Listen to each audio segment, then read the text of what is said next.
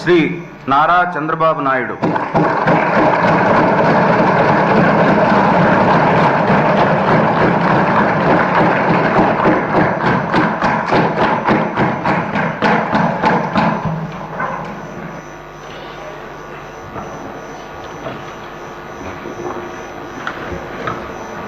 నారా చంద్రబాబు నాయుడు అనే నేను శాసనసభ సభ్యునిగా ఎన్నిక అయినందున శాసనం ద్వారా నిర్మితమైన భారత రాజ్యాంగం పట్ల నిజమైన విశ్వాసం, విధేయత చూపుతానని, భారతదేశ సార్వభౌమాధికారాన్ని, సమగ్రతను కాపాడుతానని, నేను స్వీకరించబోయే కర్తవ్యాన్ని శ్రద్ధాశక్తులతో నిర్వహిస్తానని దైవ సాక్షిగా ప్రమాణం చేస్తున్నాను.